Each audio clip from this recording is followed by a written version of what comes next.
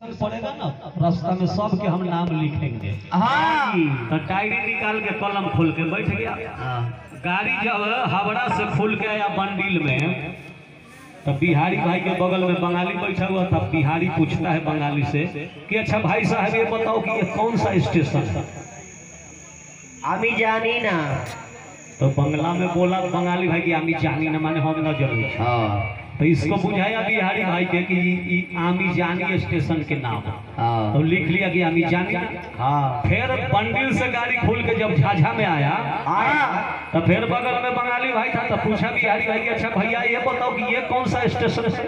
आमी जानी ना। तो कहा कि अरे वो स्टेशन के आमी जानी नहीं, इसको भी आमी जानी नहीं कह रहा है। हो सकता है कि कहीं पूर्वी पश्चिमी होगा।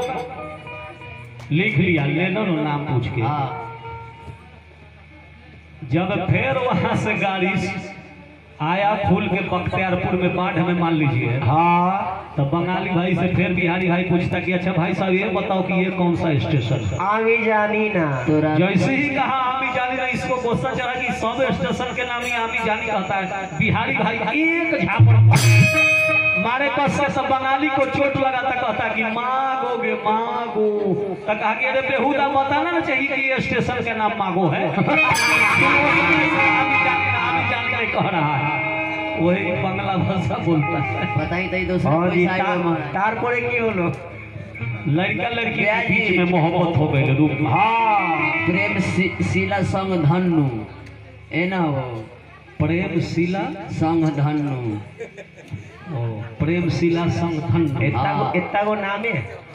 अरे दूगो नाम सटल है। ओ प्रेम शीला लड़की के नाम हो, धनु लड़का के। धन मिलल बा। ठीक हो।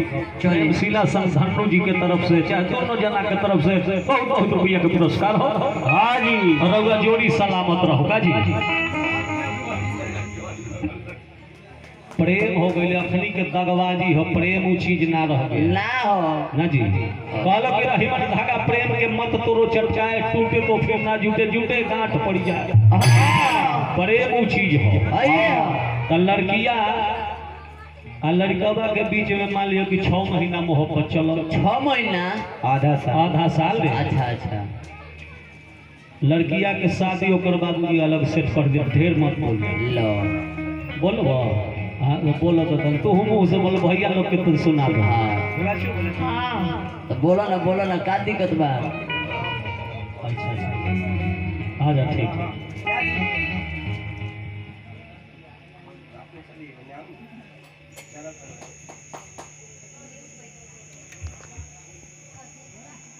बाजार में दोनों के भेंट। हाँ तनी भाव में तनी बोल।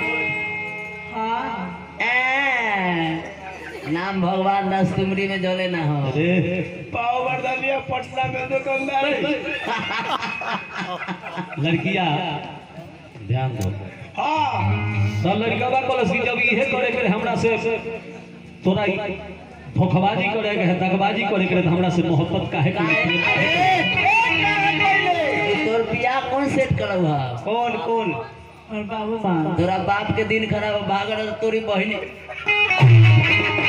12 बजे मरिए जेबे भाग दे। प्यार करे हमरा से शादी दूसरा से जाबे मोती राय कौन? नागेश्वर बाबू कुशियारी चले हमरा कुशियारी निवासी नागेश्वर बाबू के तरफ से 100 रुपया के पुरस्कार दे देगा। लड़का बा कहला से मास्टर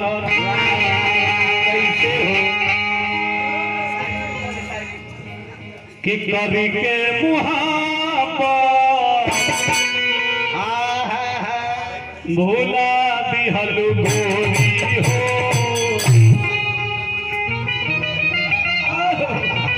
भारी विपद करत बा कि हमारा के जियाते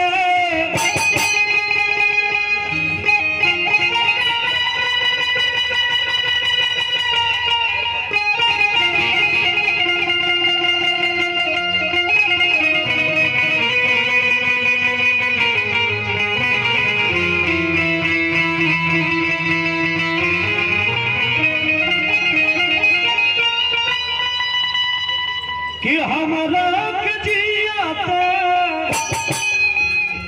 हो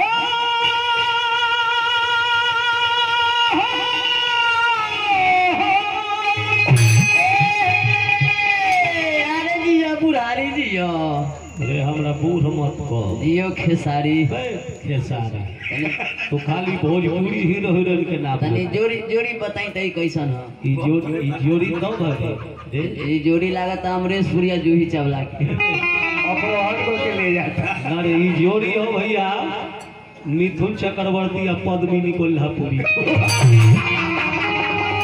हां बुला लड़का बा कलस की हमारा के पिया पे पलक जाने पगल जा रे तोरा अरे जा रे जाली लोशन लगाए पर छन छन आई हमारा के पिया पे हमारा के पिया पे मुआ की हलवाई हो ब्रेक मारी हो कहलो कि चांदनी रात में बरसात बुरी लगती है ये जोड़िया रात हुआ वर्षा हो जाए तो मजा किरकिरा हो जाता है। चांदनी रात में बरसात बुरी लगती है, घर में अगर अर्थी हो तो बारात बुरी लगती है। एक घर में लाश हो, एक घर में बरियाती आएगा तो अच्छा नहीं लगेगा। चांदनी रात में बरसात बुरी लगती है, घर में अगर अर्थी हो तो बारात बुरी लगती है। इस उम्र में अभी तक यही सीखा हूँ भैया क्या कि दिल में अगर दर्द हो तो हर बात बुरी लगती है। एगो शायरी बोल दो, शायरी ना हम बोलिया तू ही बोल। अरे मैंने तुमसे प्यार किया था उषा समझकर, हाँ मैंने तुमसे प्यार किया था उषा समझकर, हाँ तेरे बाप ने हमको मार डाला मूसा समझकर। और रतबे खराब रहे नीमन कपड़ा कि हमारा के पिया पे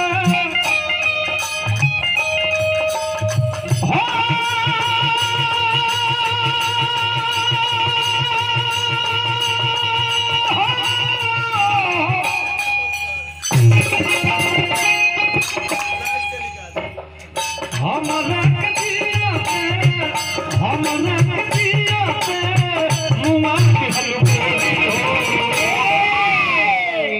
करेंगे मुहाबत भुला दी हलवाई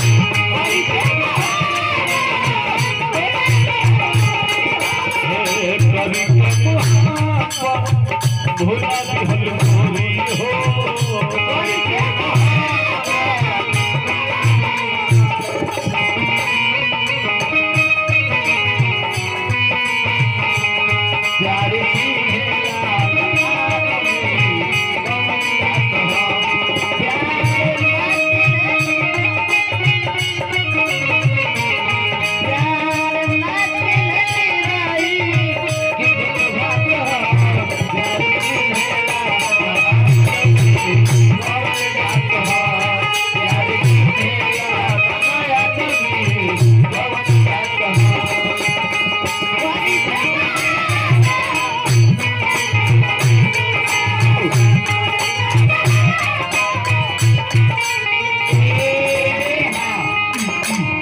लड़कावा कॉलेज की जा रे लो सर पहले तोरा महुआ गांधी चौक पर फुचका खियावत रहलू से हो भोर पड़ गई बता द तारा सारा भोर पड़ गइले।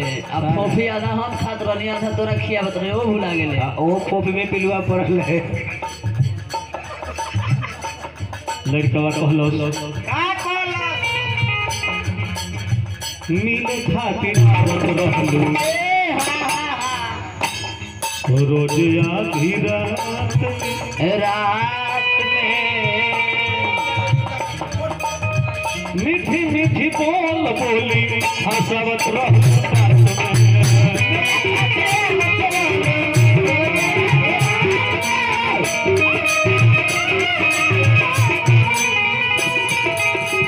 अच्छा रहुआ है हाँ बाबू अनिल राय जी सराय मरीचा हाँ चलिए हमारा अनिल बाबू मरीचा निवासी सराय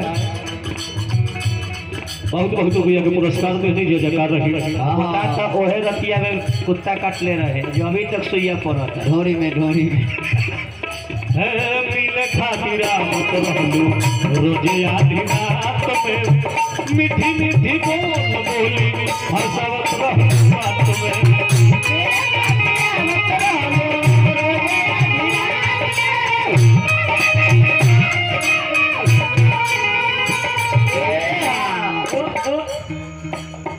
बबलू के किस्सा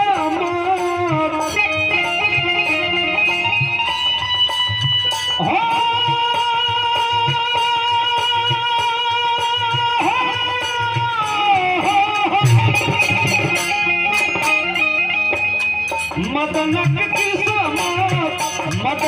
किस्मत बिगाड़ दिहल गोरी हो।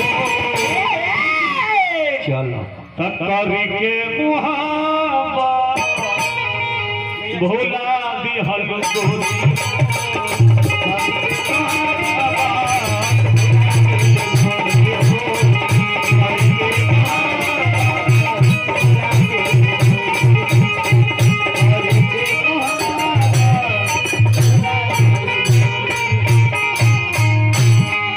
चलिए आइए निर्गुण के आदेश हो ओकरा बाद